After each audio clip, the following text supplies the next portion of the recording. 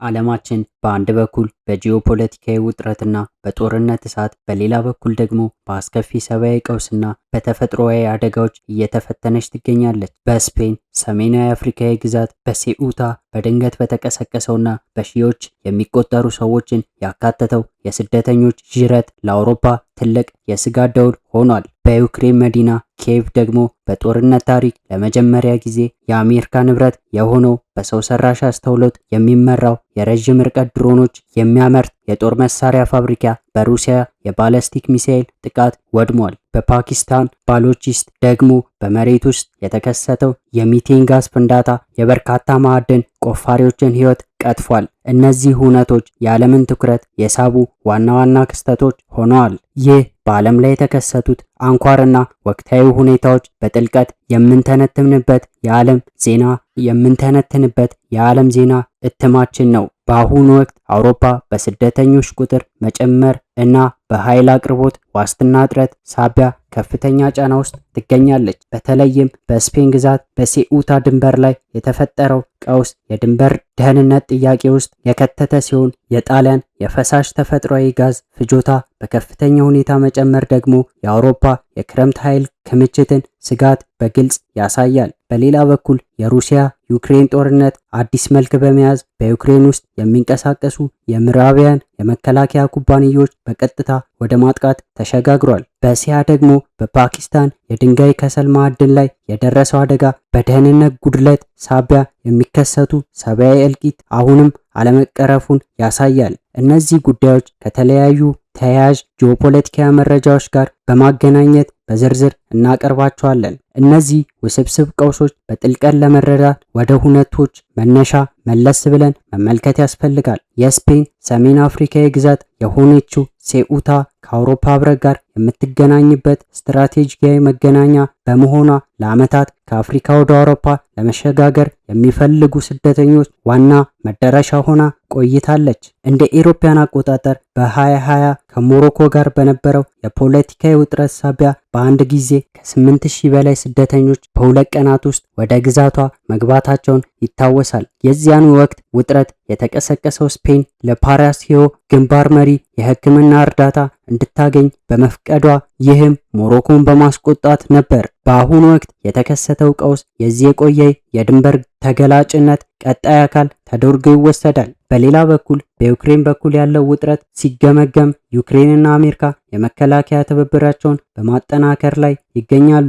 የአሜሪካው ተርሚናል አውቶኖሚ ኩባንያ በኪየቭ የድሮን ማምረቻ የጀመረው ዩክሬንን ራሳቸውን ለመከላከል የምታደርገውን የቴክኖሎጂ ሩሲያ ከዚህ ቀደም በዩክሬን የሚገኙ የተለያዩ የውጭ ንግድ ተቋማትን ብታጠቃም የአሜሪካ መከላከያ ኩባንያ በቀጥታ ኢላማ ስታደርግ ግን ይህ የመጀመሪያው ነው። አሁን ደግሞ በየአካባቢው የተመዘገቡትን ዋና ዋና እድገቶች በዝርዝር እንመልከት። በመጀመሪያ በአውሮፓ የተከሰተው የስደተኞችና የኃይል ፈተና እንቃኛለን። በስፔን ሰሜናዊ አፍሪካዊ ግዛት በሴኡታ ቢያንስ 49000 ስደተኞች ከሞሮኮ ጋር ያለውን ድንበር ጥሰው መግባታቸውን ተከትሎ ከፍተኛ ሰብአዊ ቀውስ ተከስቷል። ሁኔታውን ለመቆጣጠርና ለሲቪል ጥቃት ኃይሉ ድጋፍ ለመስጠት የስፔን ወታደራዊ ኃይል በስፍራው ተሰማርቷል። በዚህ ከፍተኛ ትርምስ ውስጥ እስካሁን ቢያንስ የ18 ሰዎች ሕይወት ማለፉ ተረጋግጧል።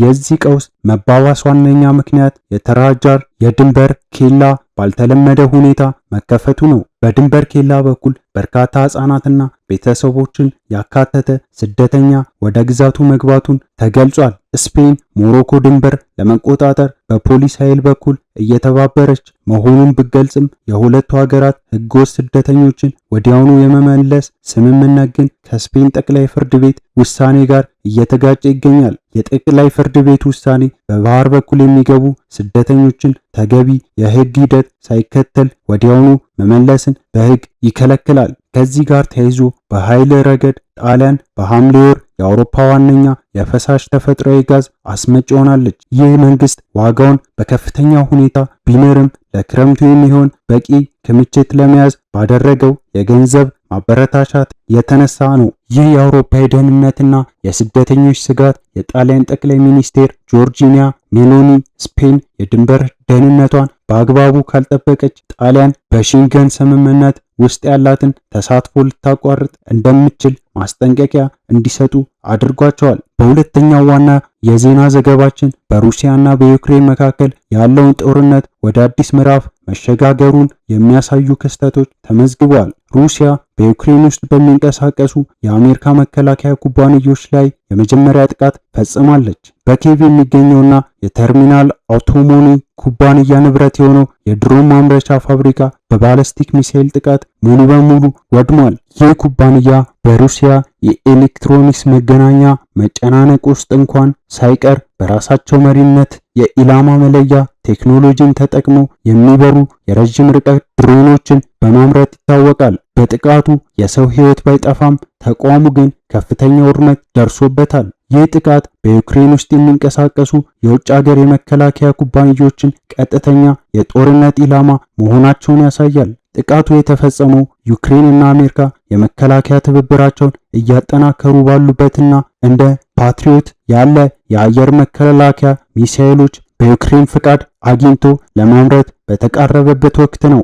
ሩሲያ በዩክሬን በተለያዩ አካባቢዎች የረጅም ርቀት ጥቃቷን ያጠናከረ ሲሆን በቅርቡ በፓቭሎግራድ በሚገኘው የምግብ ማቅረቢያ ተቋም ላይ በፈጸመችው ጥቃት ቢያንስ 3 ሰዎች ሲገደሉ 10 ቆስለዋል። እንዲሁም በኪየቭ የመከላከያ ኤግዚቢሽን ላይ በደረሰ ጥቃት ቢያንስ 10 ሰዎች ተገድለዋል። በምላሹ ዩክሬንም በሩሲያ ግዛት ውስጥ በሚገኙ የዊልድ ቤሬስ የሎጂስቲክ ማዕከላዊ ላይ የድሮን ጥቃት በመሰንዘር የሩሲያ ኢኮኖሚ ለማዳከም እየሞከረች ትገኛለች።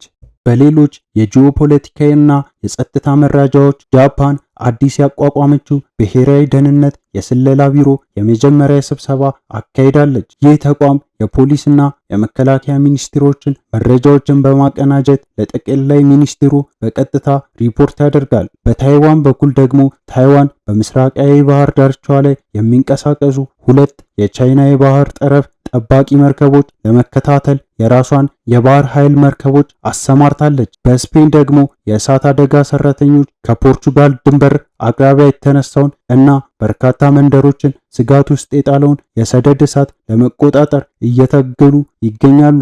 በፓኪስታን ሰሜናዊ ክፍል በሚገኘው ብሮድ ፒክ ተራራ ላይ ደግሞ ታዋቂው ኔፓላዊ ተራራ ወጪ ኒምስዳይ ጨምሮ 11 ተራራ ወጪዎች በበረዶ ናዳ መሞታቸው ሳቢያ የደረሱበት ሳይታወቅ ቀርቷል። በሶስተኛው የዜና ዘገባችን በፓኪስታን ባሎጂስታን ግዛት በደረሰው አስከፊ የማዕድን ፍንዳታዎች የበርካታ ሰራተኞች ሕይወት አልፏል። በፍንዳታው ቢያንስ 34 የማዕድን ቆፋሪዎች የሞቱ ሲሆን ሌሎቹ 8 ሰራተኞች ደግሞ በመሬት ውስጥ ተቀብረው ይገኛሉ።